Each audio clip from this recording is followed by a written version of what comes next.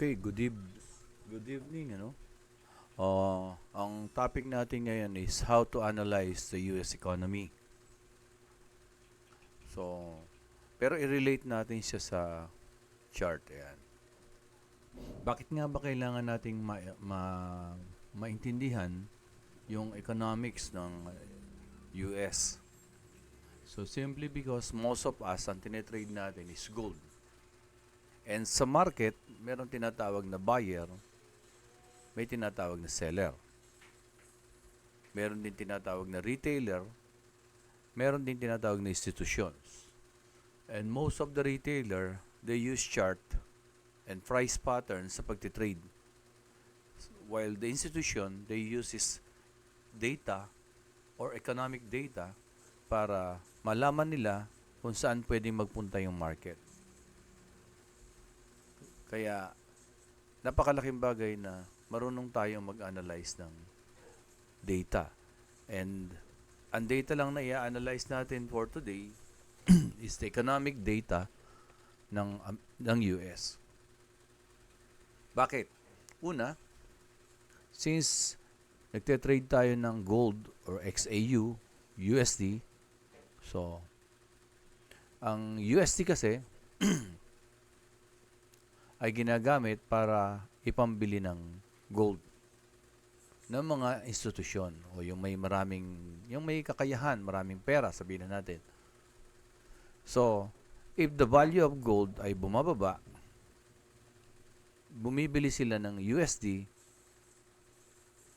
para makabili ng gold. So, ibig sabihin, habang bumababa yung value ng USD, mas maraming institusyon ang gustong bumili ng USD para makabili sila ng gold. So, dumataas naman ang demand ng XAU. Kaya they are negatively correlated. Habang bumababa yung USD value, tumataas naman ang value ng gold. And ano naman nagdidictate ng value ng USD? So, yung economic data ng USD. Okay. So, ano yung mga yon? Like, for example, ito.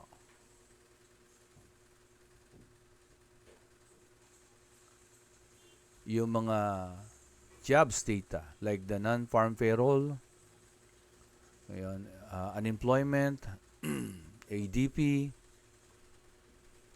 PMI reports, o ano yung PMI reports, the manufacturing and services, and consumers' confidence and retail sales.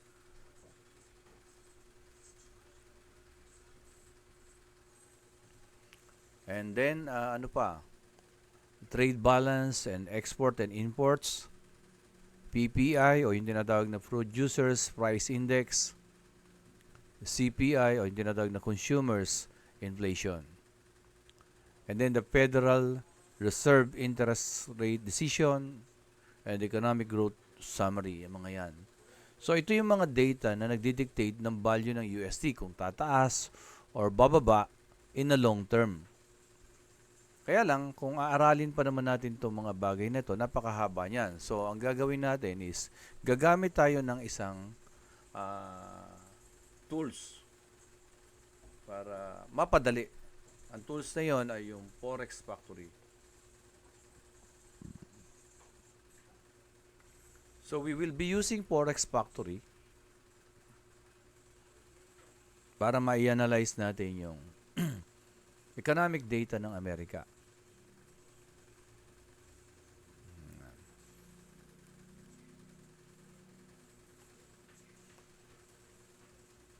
So, we have here the calendar. Pindutin natin yung calendar. Calendar and news. Yan yung pipindutin natin. Nahin natin yung calendar. So, paano gamitin itong calendar na to? Ayan. Meron itong tinatawag na date. Ayan, date. Pindutin natin yan. So, pwede nyo i-adjust yan from October 1 to October 31. And then, apply setting. Ayan. So, lalabas yung data niyan from October 1 to October 30. Lalabas yan. Ayan. So, nandito, October 31. Nandito yung mga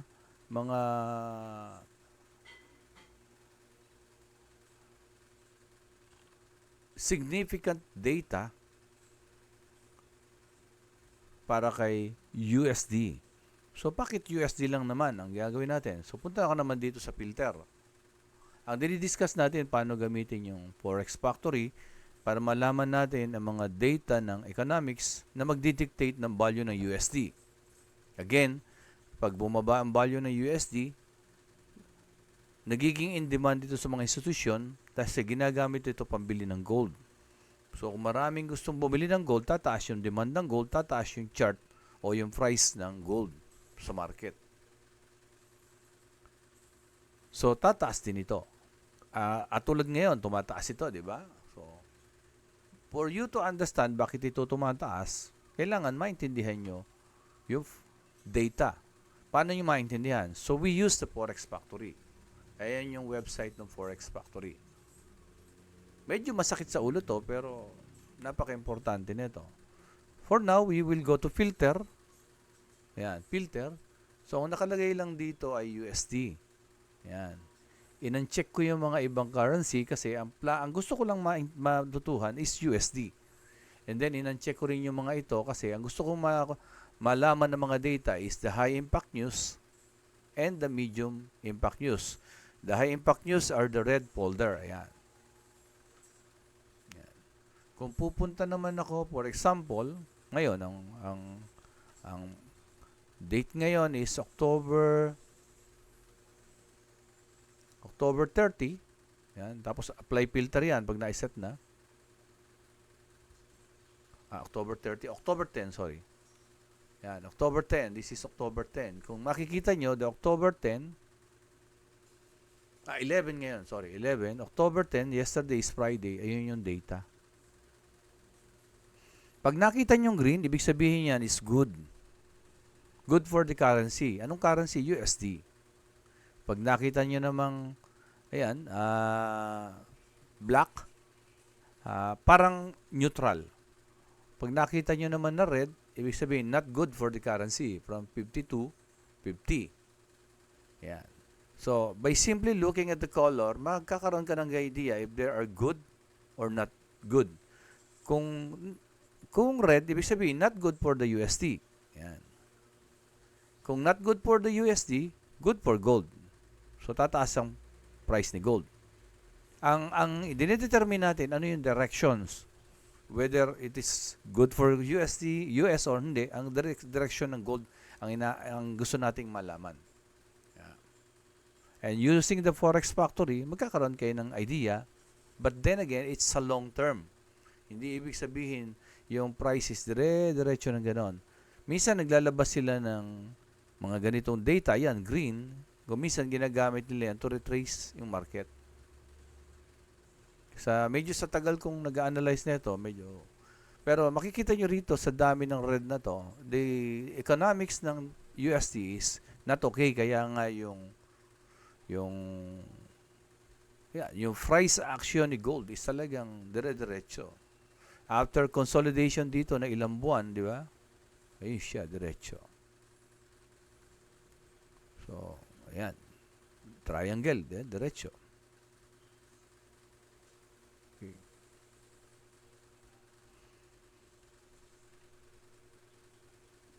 Ngayon, kung gusto mong maintindihan, bakit ba siya not good, buksan mo yung folder na to. Ayan. Halimbawa, itong folder na to ay lalabas ng 8:15. Ayan. So, bago lumabas yung 8:15, buksan mo na itong folder na to. Magkaka-idea ka, ano bang nandiyan? Sabi niya, bakit? Ayan, buksan natin. Ayan. So, basically, ang mini-measure niya, ayan, estimated change in the number of employed people during the previous month, excluding the farming industry and government. Sabi dito, actual greater than forecast. Actual, yun. Forecast, ayun. Kung yung actual daw ay malaki kaysa sa forecast, then obviously ito negative, hindi maganda, maliit. So, hindi maganda para sa USD, kaya red. So, hindi maganda para sa USD, and para sa gold is, ang tendency, tataas siya. That's how we read the economic data. Ngayon, kung gusto nyong maintindihan mabuti yan, ang gagawin nyo, basahin nyo itong mga ito. Ayan. Why traders care. Ayan. Frequency, kung kailan lumalabas, kailangan alam din natin yan. And then yung epekto nga niya. Ayan.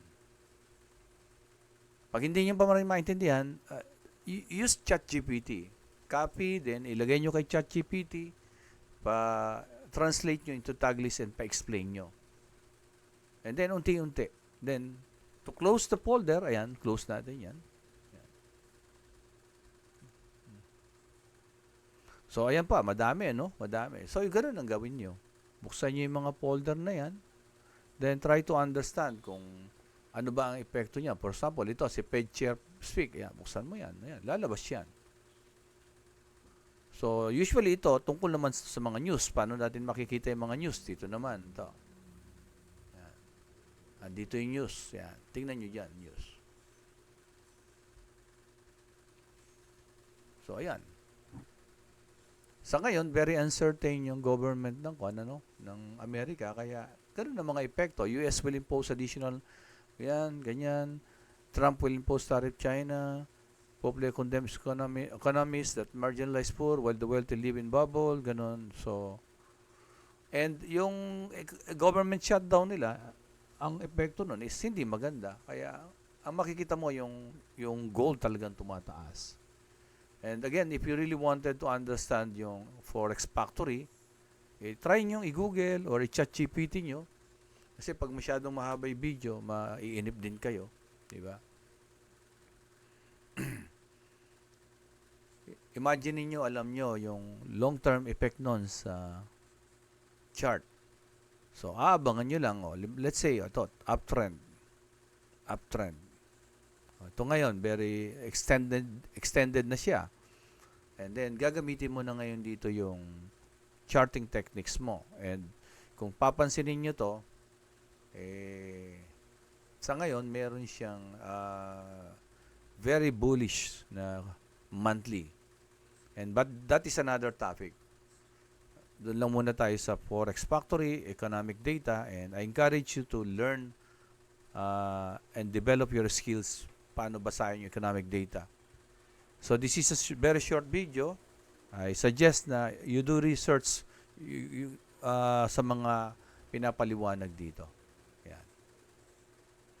Okay, thank you.